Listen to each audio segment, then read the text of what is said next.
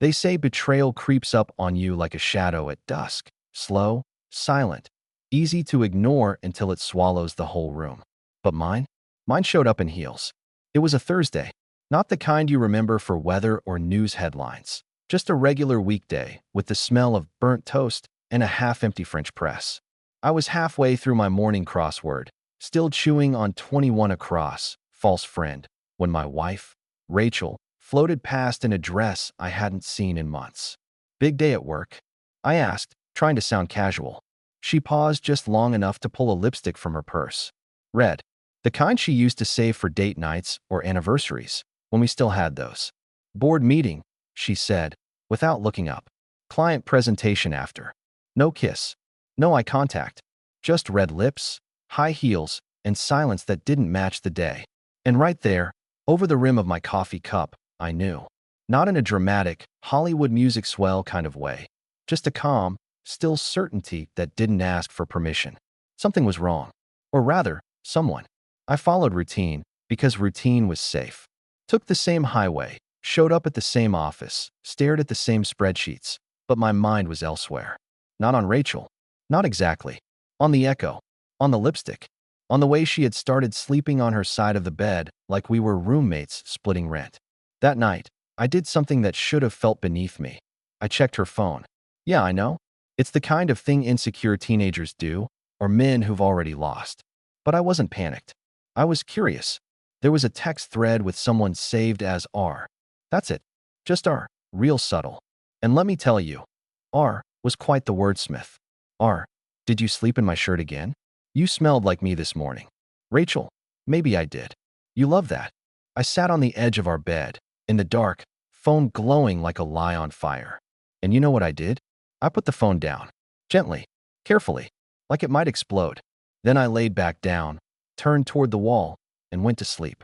Because when you're a man like me, when you've built your life brick by brick, you don't react. You prepare. Revenge doesn't come with fireworks. It comes with planning. The next morning, Rachel was humming in the kitchen. Humming. Like she was the lead actress in a romantic comedy no one invited me to audition for. "Morning," she said, placing my coffee down like some doting spouse in a detergent commercial. "Thanks," I replied, careful to keep my tone somewhere between tired and indifferent. Poker face engaged. Because now I was watching. She sat across from me, scrolling her phone, hiding a grin she didn't know was showing. And suddenly I realized, it wasn't that she didn't love me anymore. It's that she loved being someone else more. After she left for work, same dress, same lipstick, same lie. I took out my old laptop and opened a folder labeled Taxes 2021. Inside, nothing but receipts I never deleted. I made a new subfolder, Rachel Research. Let me tell you something about betrayal. If you let it hit you too fast, you'll do something messy. But if you slow down, if you treat it like a chessboard instead of a boxing ring, you win with checkmate, not punches. That afternoon, I called in a favor. My buddy Drew, old college friend turned cybersecurity consultant, owed me big from a few years back when I paid for his bar exam prep course after his ex stole his car and his self-respect in the same week. I told him I needed help retrieving deleted texts and digging into a few unknown numbers. "Someone cheating on you?" he asked. "Not yet," I said, "but she's doing the warm-up stretches." Rachel came home late. Hair a little too tousled, perfume a little too musky for a board meeting. "How was your day?" she asked. "Uneventful," I said. "You?" She shrugged. "Exhausting. Just want to shower and pass out." You ever notice how cheaters love to fake exhaustion? Like betrayal is physically taxing. I nodded and let her go upstairs, wondering if R was some sweaty intern or a full-blown midlife crisis wrapped in six-pack abs and cologne that smells like bad decisions. Drew messaged me an hour later. "You were right. Guy's name is Royce Langley. Works in commercial real estate. Divorced twice. Bit of a serial dater. Also, married. Still, last filed address has him living with a wife named Natalie." I stared at that last word, married. You know what that meant? I wasn't the only one being lied to. I smiled for the first time in weeks. Because Rachel, my brilliant, cheating wife, had made one crucial mistake. She picked the wrong man to double-cross and the wrong man to cheat with. It was Saturday morning. Crisp, cold, and unreasonably calm for what I had planned. I pulled up to Royce Langley's suburban house at exactly 9:14 a.m., not because I'm creepy, but because most men let their guard down on Saturday mornings. They're either still in bed or recovering from Friday night's ego trip. His house was nicer than I expected. One of those modern builds with too many windows and not enough soul. A black SUV sat in the driveway, his, presumably, and right next to it, a modest little white sedan. I guess that belonged to Natalie. I didn't go there to make a scene. I went there to start a conversation. A very enlightening one. I rang the bell. After a few seconds, the door creaked open. A woman in yoga pants and a messy bun stood there, holding a mug that said, "But first, coffee." She looked like she hadn't decided whether I was a threat or a salesman. "Hi," I said. "You must be Natalie." She blinked. "And you are?" I smiled politely. "Just a guy who thought you might want to know your husband is sleeping with my wife." There it was. The micro-expression. That half-second flicker of "what the hell" before shock sets in. She didn't slam the door. She didn't scream. She stepped back and said, "Come in." The house smelled like vanilla and denial. Family photos on the wall, framed quotes about love on the mantle. The kind of curated perfection you only get when someone's trying too hard to make life look good. "Start talking," she said, setting the mug down with a thud. I handed her a manila folder. Inside, printed screenshots, call logs, and one particularly helpful photo of Rachel and Royce leaving a hotel in broad daylight. "Rachel is my wife," I said simply. "And your husband's been seeing her for at least 5 weeks. Probably longer." She didn't cry. She didn't ask why. She just exhaled, slow, controlled. "I knew something was off," she whispered. "He keeps saying he's picking up extra showings, but the commission checks haven't matched." I figured it was a gambling relapse. Turns out it's just infidelity again. Classic. She turned to face me fully. "So why are you here? You want to confront him? Want to scream? Break something?" I shook my head. "Nope. I want to coordinate." She raised an eyebrow. "I don't believe in chaos," I said. "I believe in choreography." That made her smile. First time since I walked in. "So what do you have in mind?" You know how every good movie has that one turning point? The moment you realize the villain isn't nearly as clever as they think? That moment, for me, came in the form of an email subject line. "Weekend in Asheville? Red Heart." Rachel sent it to me on a Tuesday. Now, keep in mind, this woman hadn't planned a weekend getaway with me in years. Last time we did anything that resembled romantic spontaneity, we still had a joint Spotify playlist. So naturally, my suspicion flared brighter than her fake blonde highlights. I opened the email. Inside was a Pinterest-worthy itinerary: cabin in the Blue Ridge Mountains, wine tasting on Saturday, spa on Sunday. She even mentioned, "We could really use some time together." Just us. Just us. It was so sweet, I nearly broke a tooth. I stared at the screen, equal parts amused and disgusted. Because here's the thing. I already knew the cabin wasn't for me. And I already knew who was coming. See, Natalie and I had a little agreement. She'd feed me updates from Royce's phone. And Royce? Royce was predictable. Men like him always are. He'd text Rachel things like, "Can't wait to see you again. That cabin looks amazing. I'll bring the wine if you bring the rest," face blowing a kiss. Ah, romance.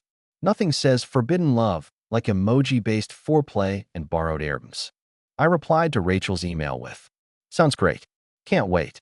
Simple. Enthusiastic. Believable. She responded 14 minutes later with a thumbs-up emoji. That was her new love language, apparently. The next few days were all fake smiles and quiet planning.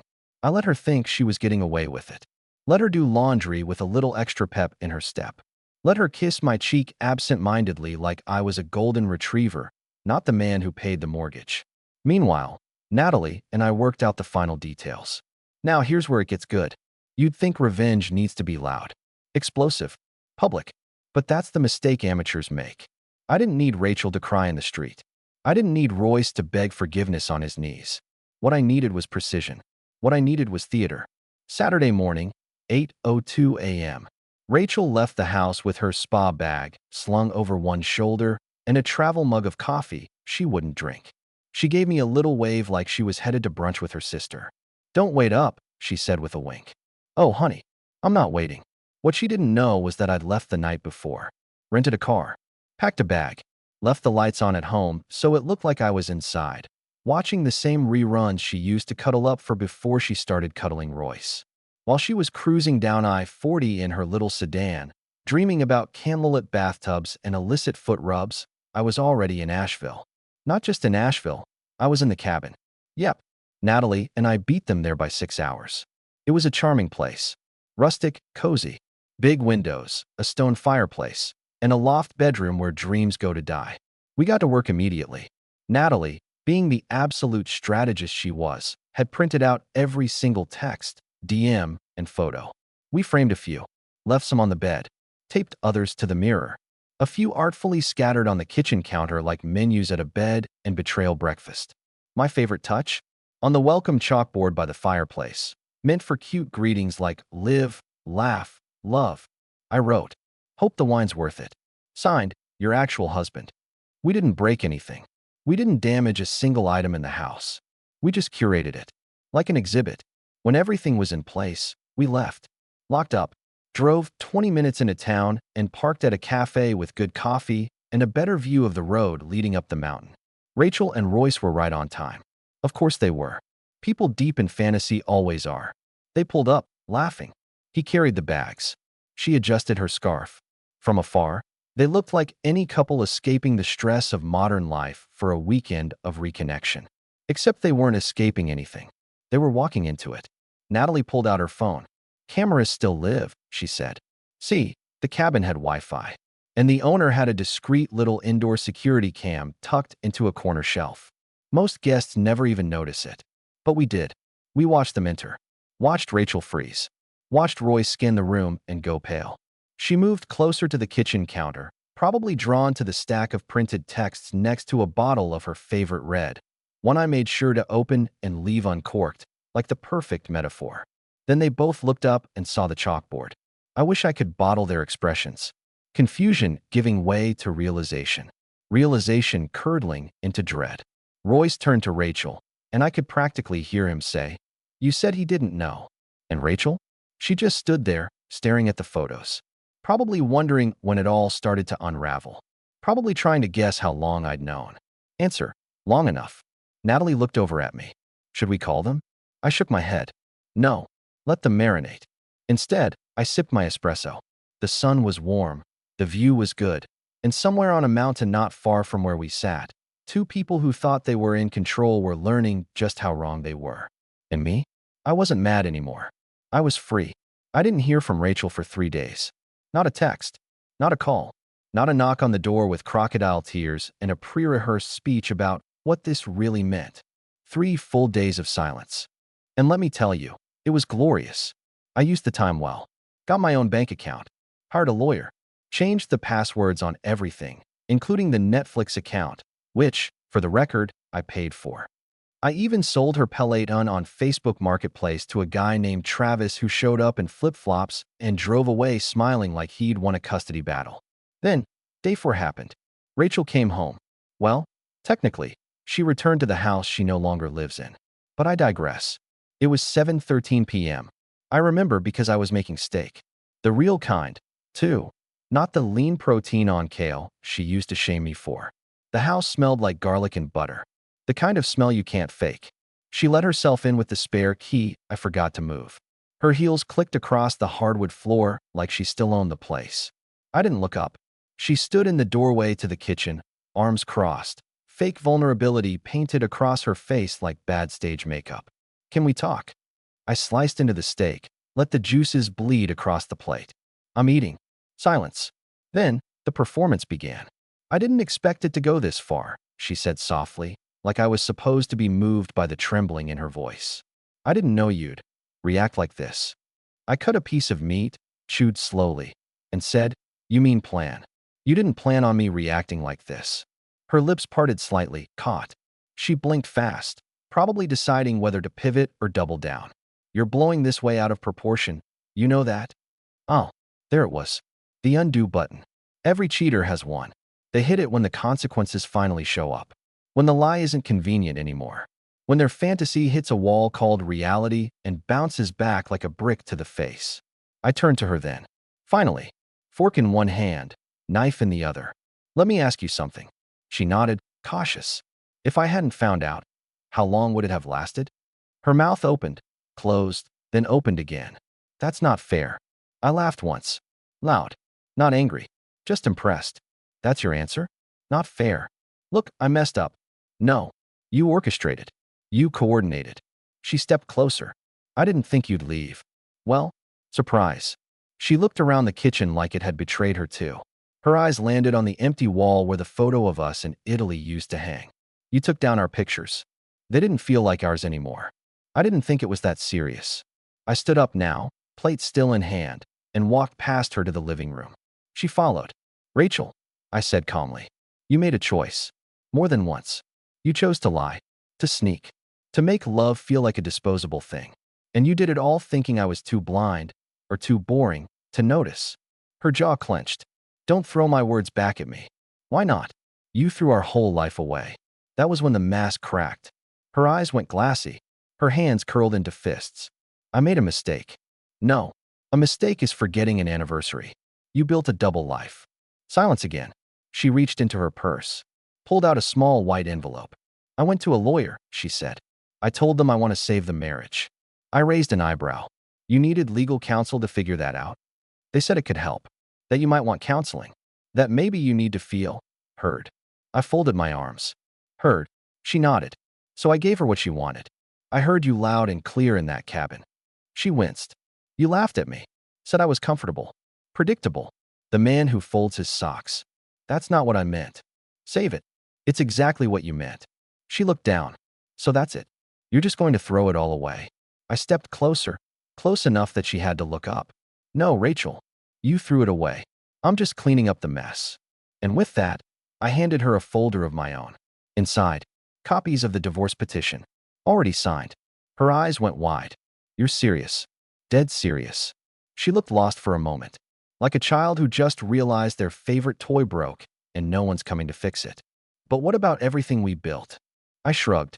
Guess you should have thought about that before building something with Royce. 2. She stood there, still, speechless. So I did the only appropriate thing. I handed her the plate of steak. Take it. You're going to need strength for what's coming next. She looked down at it. You cooked for me? I smiled. No, that was for me. But I've lost my appetite. If there's one thing cheaters hate more than being caught, it's being exposed. Turns out, Rachel didn't just want to end our marriage quietly. She wanted to control the narrative, spin it in her favor, make sure the world saw her as the victim, not the architect of her own downfall. I should have seen it coming when her sister called me 2 days after the steak showdown. She's not doing well, Claire said. She's crying. She hasn't left the house. She's devastated. I let that hang in the air. Claire, bless her heart, is the kind of person who still believes everybody deep down is good. She once tried to return a $5 bill she found in the mall parking lot. I'm not heartless, Claire, I said. But devastated doesn't undo betrayal. It doesn't make it unhappen. She says you blindsided her. I almost laughed. Did she mention the hotel? The texts? Or the weekend getaway she planned with someone else while I was still grocery shopping for both of us? Silence. Then Claire, softly. She said you humiliated her. That one got me. I sat back in my chair, stared at the ceiling, and exhaled slowly. I didn't humiliate her, I said. I revealed her. Claire didn't respond to that. She just muttered a goodbye and hung up. But I knew then, Rachel was starting her campaign. And sure enough, by the end of the week, mutual friends started sending polite but suspicious texts. Hey, just checking in. Heard you and Ratch are going through something. If you ever want to talk, man, I'm around. You know what kind of texts I didn't get? The kind that asked, what did she do? Because she got there first. That was her plan all along. Paint herself as the struggling wife in a marriage that slowly died from emotional neglect. I could practically hear the lines. He wasn't present. We were just roommates. I needed something real. It was damage control disguised as heartbreak. And I wasn't about to let it stick. Here's the thing. I hadn't just planned revenge. I documented it. Every photo, every message, every half-hearted lie she told, every screenshot from Royce's phone that Natalie passed me. But I didn't post anything. I didn't rant online. I didn't even change my relationship status. Instead, I did something far more elegant. I invited a few friends over. Not just any friends. The ones who mattered. The ones who'd stood by us through birthdays, baby showers, and late-night wine-fueled game nights where Rachel always had to win. I made brisket. Opened a bottle of bourbon I'd been saving since 2020. And about halfway through dinner, when the laughs started flowing, I said it casually. By the way, Rachel and I are getting divorced. Forks paused midair. Glasses hovered. Someone blinked. Wait, what? She cheated, I said. Calm. Matter of fact. Been seeing some guy named Royce behind my back for months. Planned a weekend getaway with him in Asheville. I found out. Left a little surprise at the cabin. Now we're here. Silence. Then, Jason, my friend from work, who always says what everyone's thinking, goes. Holy crap. That's savage. Everyone else looked between each other like they weren't sure if they should be shocked or impressed. So I did what Rachel never could. I told the truth. The real story. No edits. No victim hat. No pity baiting. Just facts, laid out like cards on the table. I didn't cry. Didn't rage. I just narrated. And by the end of the night, nobody had any questions. Nobody needed proof. They believed me because I didn't need them to. 2 days later, Rachel called me. I debated whether to answer. But curiosity won. Hello. Her voice was tight. Composed. The kind of tone you use when you're trying not to scream. You're telling people? No, I said. I'm answering people. There's a difference. She huffed. You're making me look like a monster. You did that yourself. I didn't cheat on you. I just drifted. It wasn't planned. You booked a cabin, I said flatly. There were bath bombs and playlists. Silence. You're enjoying this, she muttered. No, I said. But I am done carrying the shame for something I didn't cause. Then I hung up. And that should have been the end. But oh no, Rachel wasn't done yet. The next day, someone tagged me in a post. It was Rachel. A photo of her, looking devastated on a park bench, clutching a cup of tea like it held her last shred of dignity. Caption. Sometimes the people we love most are the ones who hurt us the deepest. I'm not perfect, but I'm still healing. Be kind. Red heart. It had 143 likes in 2 hours. The comments were everything you'd expect. You don't deserve this, Ratch. If he couldn't see your worth, someone else will. Sending love. Men don't know how to communicate. One even said, he probably cheated first. I didn't comment. Didn't like. Didn't engage. Instead, I waited. Because the truth doesn't need a microphone.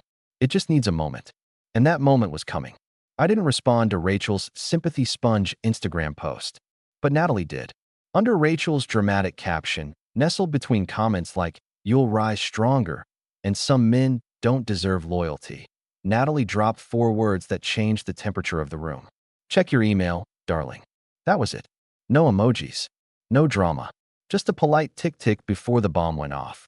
Within hours, Rachel's pity post was untagged, deleted, memory hold like it never happened. Why? Because Natalie had emailed a private Google Drive folder to about a dozen people in Rachel's inner circle. Family, close friends, coworkers she tried to weaponize with half-truths and broken mascara. The folder was titled Context. Inside were screen recordings of Royce's text messages, the hotel receipts, the Spotify playlist she made for their secret getaway. One file was just a loop of her calling me safe and simple in a text to Royce that ended with, "Don't worry, he'll never find out. He thinks I'm at a seminar." Turns out, people are a little less eager to send sympathy flowers when they find out you were using your husband's gas card to cheat on him. One of her friends, Allison, even forwarded me Rachel's panicked group text. If anyone asks, it was complicated. Please don't respond to that folder. I'm handling it. Handling it. Like this was a misplaced Amazon package and not a full-blown moral faceplant. I didn't gloat. I didn't post a rebuttal. I just watched the narrative collapse under its own weight. By the end of the week, Rachel's inbox was quieter than her conscience. I met with my lawyer the next morning. Rachel had suddenly become very interested in amicable divorce proceedings, which was rich coming from someone who tried to soft launch her new relationship with a guy who couldn't keep his zipper up for one zip code. My lawyer, Deb, was sharp as a tack and twice as pointed. She doesn't want court, Deb said, flipping through the file. You embarrassed her without ever raising your voice. That's terrifying to people like her. I smiled. Let's make her more comfortable, then. We agreed to mediation as a courtesy. Rachel assumed this meant I was softening. She didn't know I had one more card to play. See, when you're married, you share a lot. Finances, property, joint accounts. But we also shared something she forgot about. A storage unit. It had wedding photos, anniversary gifts, journals, a few boxes of love letters she wrote when she was still pretending to love me like I was a future, not a footnote. I paid the monthly bill. She forgot it even existed. So I did the only rational thing. I packed up everything with her name on it. Every silk robe she left at hotels. Every gift card from his wallet she tried to pass off as a client's thank you. Every candle labeled love that now smelled more like gaslight. Then I dropped it all off at her office. Receptionist asked if I wanted to leave a note. Nope, I said. The note's already inside. And it was a single sheet of paper on top of the box. Return to sender. No forwarding address. 3 weeks later, an envelope arrived. Thick. Ivory. Embossed. It was an invitation. No, not to another wedding. That would have been too poetic, even for Rachel. It was from Royce's wife, Natalie. She was throwing a party. Not a spite party. Not a revenge bash. Something subtler. More elegant. An evening of clarity. She rented out a rooftop lounge. Invited friends, family, and, most importantly, the people Royce had lied to. Including Rachel. I didn't plan to go. I figured the cleanup was done, the story told. But then Natalie called. I'd really like you to be there, she said. Not to twist the knife. Just to let it fall. I showed up in a charcoal blazer and the kind of calm that makes cheaters nervous. Rachel was already there, standing stiff near the bar in a too-tight dress and not enough excuses. Royce was with her, red-eyed, slightly damp, like he'd just come from an argument or a weak alibi. Natalie welcomed everyone with a toast. To honesty, she said, raising her glass. Because when you've lived without it long enough, the truth tastes like champagne. People clapped. Rachel didn't. Then Natalie handed out small envelopes. Just like the one Rachel had sent me for Asheville. Inside each was a single Polaroid. Royce, kissing another woman. Dated last week. Rachel looked like someone had unplugged her from the wall. I walked over, drink in hand. Looks like Royce brought snacks to the buffet. She stared at the photo, hands trembling. I didn't know. I know, I said. And that's the difference between you and me. When I didn't know, I asked. You? You hid. I finished my drink, set it down, and walked away.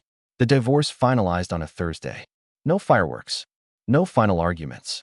Just a signature, a stamp, and a courier envelope that smelled faintly of closure. I moved out the next day. Not to escape, just to start clean. The last thing I did before handing in the keys was leave a little note in the kitchen drawer. Not cruel. Not sentimental. Just true. It said, you didn't lose me when you cheated. You lost me when you thought I'd stay. I left it under the measuring cups. Because Rachel never understood the recipe for loyalty. And me? I've never been clearer.